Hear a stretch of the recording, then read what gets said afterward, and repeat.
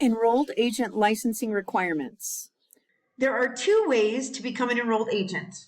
A lot of newer preparers don't realize this, but there's two tracks to become an EA. The most common track is the EA exam track, which means you pass the 3 parts of the EA exam. You file Form 23, which is the application for enrollment to practice before the Internal Revenue Service, and you pass a background check. And then you become an enrolled agent. You get your treasury card, you get your EA license.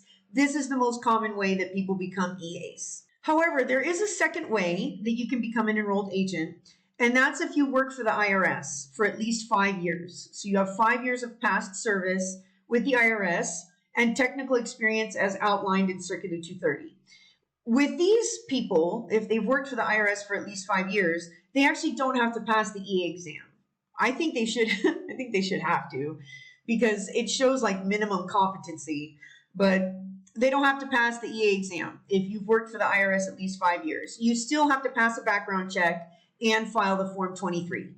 These are the two ways that you can become an EA. For the test, you need to know that there's 2 tracks, the EA exam track and the previous experience track, where the people have worked for at least 5 years for the IRS.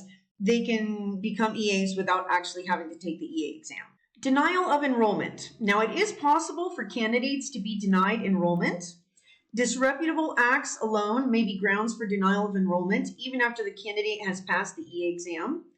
Failure to timely file tax returns or pay one's taxes may also be grounds for the Return Preparer Office to deny any application for enrollment. The RPO must inform the applicant of the reason he or she is denied enrollment. The applicant may file a written appeal within 30 days from the date of the notice. The appeal must be filed along with the candidate's reasoning while the enrollment application should be accepted. If you are denied enrollment, you actually have the chance to defend yourself and file a written appeal. I want you to realize that I get emails every year from candidates who are worried about this. Maybe they've filed late tax returns in the past. They were in college and filed late. Or, a few years back, they were late getting payments in. I don't want you to worry about this too much. I have had 2 candidates reach out to me and say that they filed delinquent returns in the past and they received like a letter stating that, they were still granted enrollment, but the letter stated, we know that you filed these tax returns late in the past. Don't do it again. So there was like a little hand slap. It was just a warning, but they were still granted enrollment and everything was fine. I don't think you should worry about this too much. Even if you've had delinquent tax returns in the past or you've paid late in the past, as long as you're compliant now, I think that that's what counts. Everything is fine most of the time. I've never heard of a candidate actually denied enrollment after going through our program. So I think unless you have major felonies or something like that, this isn't something that you should really worry about. Even if you've had delinquent tax returns in the past. As long as you're up to date now, everything should be fine and you should not be denied enrollment. Example, Sheldon passed all 3 parts of the EA exam and filed Form 23 requesting enrollment. So this is the application for enrollment. Because he had failed to file numerous tax returns in the past, his application was denied. Sheldon filed an appeal with the OPR, explaining that he had failed to file on time because he had been seriously injured years ago. He attached supporting evidence, including copies of medical bills and a letter from his doctor. Sheldon also provided evidence that all of his tax returns had been properly filed after his recovery. The OPR accepted Sheldon's appeal and granted him enrollment. And just as a side note, I don't have any actual proof of this, but I think when they're processing these applications for enrollment, I think the IRS looks at the past 3 years for compliance, like they do with individual taxpayers too.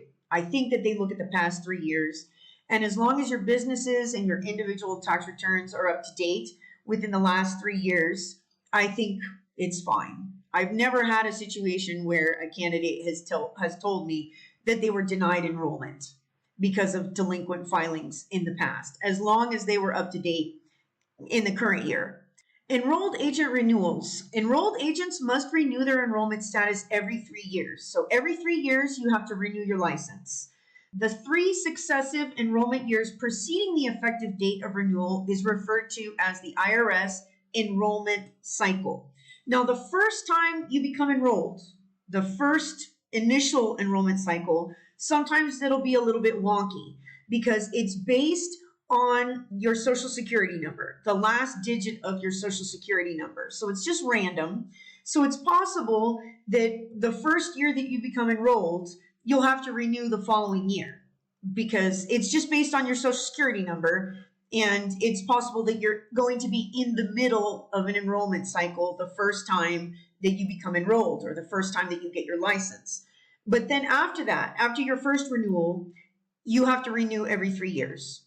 Applications for renewal of enrollment must be submitted between November 1st and January 31st prior to April 1st of the year that the next enrollment cycle begins.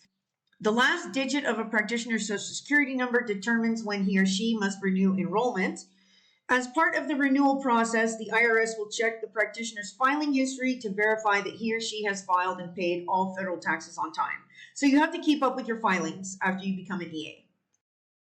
And this is publication 5186. I suggest that you download this, make a copy of it, laminate it, put it on your wall so you don't forget when you have to renew. This is the renewal application period for EAs. You can see the renewal cycle is right here. We're in the renewal cycle for people whose social security number ends with a 7, 8, or 9, or form preparers who don't have a social security number. This is the renewal cycle that they use. And you can see that the renewal application period is from November 1st through January 31st of the following year. That's when you have to renew. You have to submit the renewal application. You can do it on paper or you can renew online on pay.gov. You can do it either way, but you have to send a check or your payment at the same time that you renew. And one of the most common failures when people renew is they forget to send the payment at the same time. You have to sign the renewal and you also have to submit the payment at the same time. Now, there are CE requirements when you renew your EA license. And to be honest, I'm shocked because every year I receive emails from frantic preparers who have not taken enough CE. It tells you what the continuing education requirements are right here for new enrollees. That's once again on publication 5186. Like I said, I suggest that you download this and laminate it, pin it up on your wall so you can remember. You have to know this for the test, and you're going to have to know this once you become an EA. You have to keep track of your CE, and you have to keep track of your enrollment period because you have to know when you have to renew. One thing that you have to remember for the test, as well as for yourself, is that you have to take 2 hours of ethics, Circular 230 ethics specifically. Don't take an ethics course that's just for CPAs or attorneys and think that that's going to qualify. It has to be Circular 230 ethics, tax ethics or IRS ethics. It has to be related to tax law. Every single year, 2 hours of ethics without fail. Every year that you're an EA, you have to take 2 hours of ethics. Now, new EAs, they have to take a minimum of 2 hours of CE every month in their initial enrollment cycle. There's a lot of resources out there where you can get free CPE, like CPA Academy has a lot of free CE for enrolled agents. You can just listen to their webinars while you're working. You press like the polling questions and you'll get credit. You just have to make sure that with CPA Academy specifically, that you give them your PTIN and that you take like the survey at the very end. I think that you need to take the survey in order for them to submit your hours. That's how they recognize that you've completed the course. So usually I just press, great class, 5 stars, whatever, and I submit it. And then they'll submit your hours to the IRS. Don't take just the minimum, just in case you don't want to do that. You have to take at least 16 hours yearly in a full enrollment cycle, in the 3-year enrollment cycle after your initial enrollment cycle. When you first become an EA, you have to take a minimum of 2 hours per month in your initial enrollment cycle and at 2 hours of ethics every single year. The ethics requirement is every single year, 2 hours every year. And you can't save it all up for the last year. You have to take ethics every single year and you have to take a minimum of 16 hours every single year. However, you don't have to technically take it every month. You could take all of your CE in December if you want. There's a lot of tax practitioners that do that. they're busy throughout the year, so they wait until like November and December and they take their updates then. That's actually fine. You don't technically have to take CE every single month, but the requirements are based on the months that you have in your initial enrollment cycle. So for example, let's say you become a new EA. You just got your license and you got your license in June. Okay, so then you would have to take 2 hours in June, 2 hours in July, and so forth, right? For the rest of the year, that would be your minimum. But if you forget to take it in June and you forget to take hours in July, you can make those up in like November or December, and that's fine. Just you have a minimum for that initial enrollment cycle. It's going to be 2 hours every month in your initial enrollment cycle when you first become an EA. Just don't take the minimum. That's my advice. Because every year we get at least 1 or 2 emails from like desperate candidates who didn't take any CE or they didn't take the minimum CE.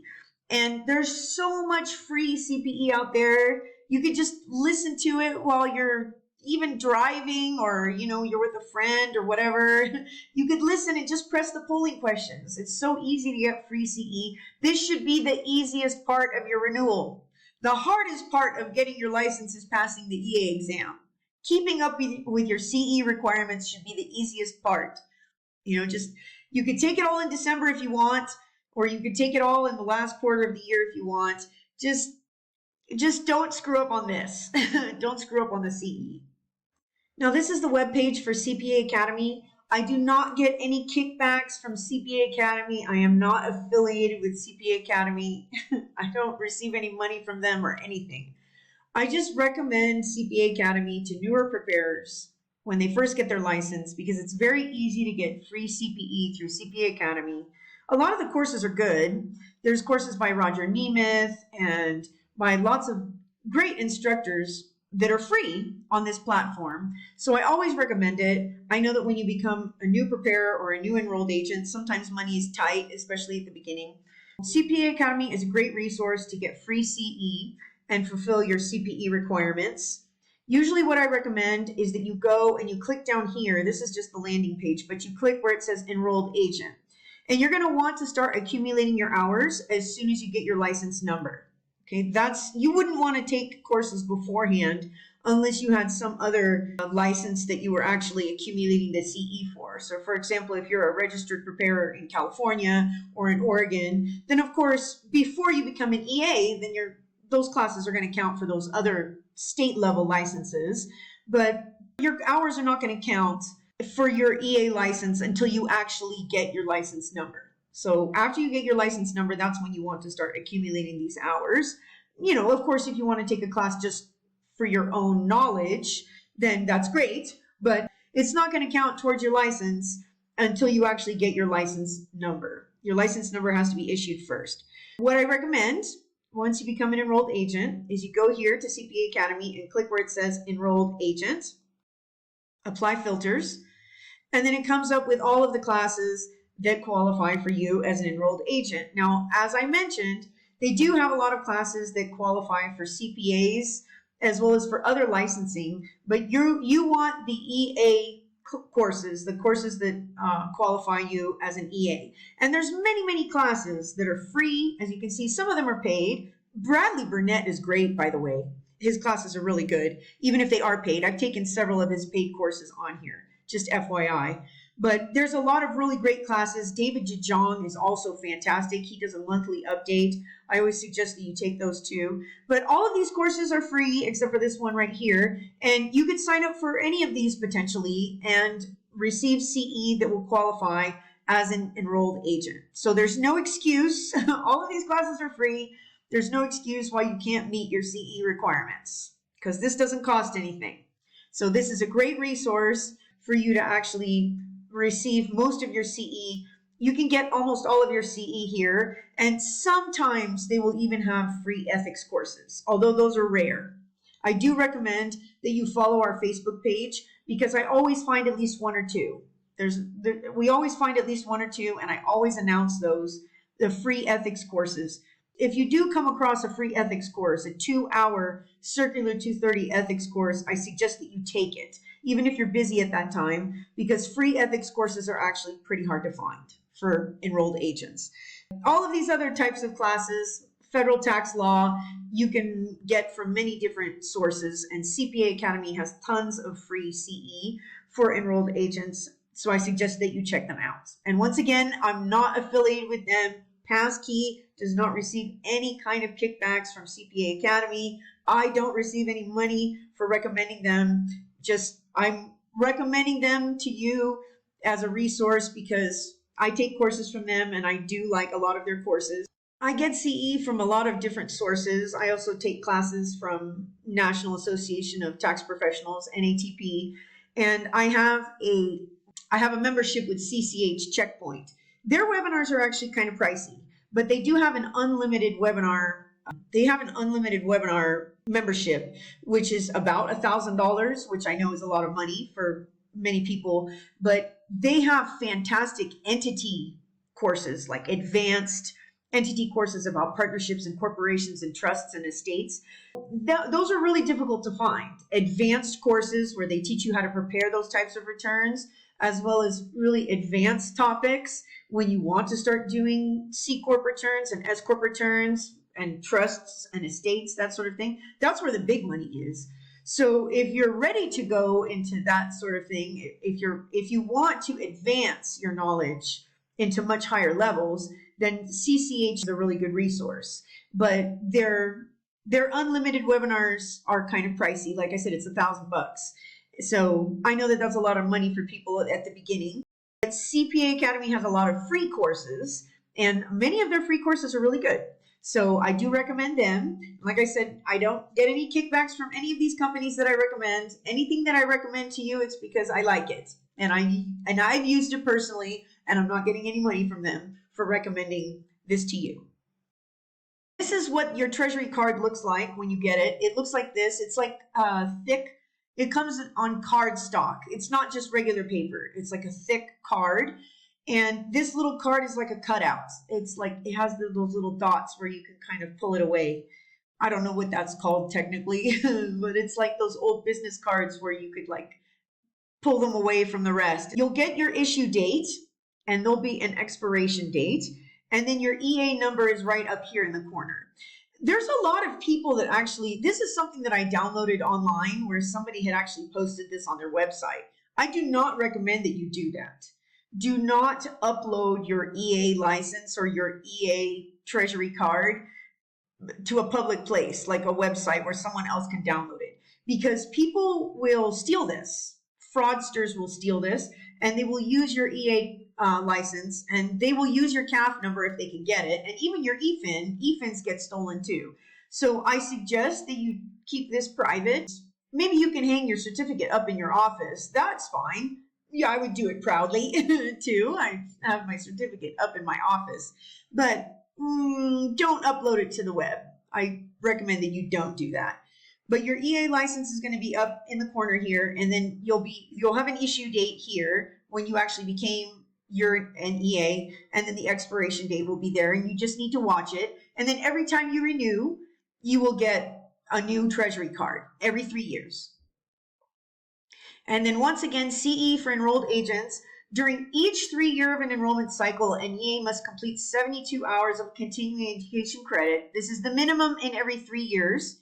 A minimum of 16 hours, including 2 hours of ethics or professional conduct, must be completed during each enrollment year. 16 times 3 doesn't equal 72. So at least one of those years you're going to have to take more. But 16 hours is the minimum, and at least 2 hours have to be ethics. In your initial enrollment cycle, once again for EAs, when you first become an EA, basically the first year, it's 2 hours of CPE for every single month.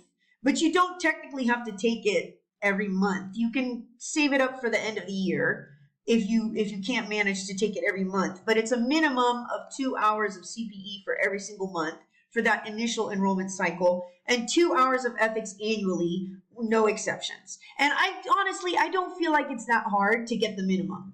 It's very easy to get the minimum. If you take classes through like CPA Academy or through the IRS stakeholder, those classes are free, doesn't cost anything. So you really don't have any excuse for why you can't manage this. Okay, the CE should be very easy for you to get the minimum every single year. When an EA's new 3-year enrollment cycle begins, the practitioner will be required to satisfy the full 72-hour continuing education requirement. When your first enrollment cycle is over, and then you start renewing every 3 years, every 3 years, every 3 years, then it's going to be 72 hours. That's going to be your minimum in every 3-year enrollment cycle. So 16 hours minimum every year, but 72 hours minimum in your enrollment cycle, which is every 3 years, because you have to renew your license every 3 years. That's it. That's the end. Next unit is going to be Unit 3, Authorizations and Disclosures.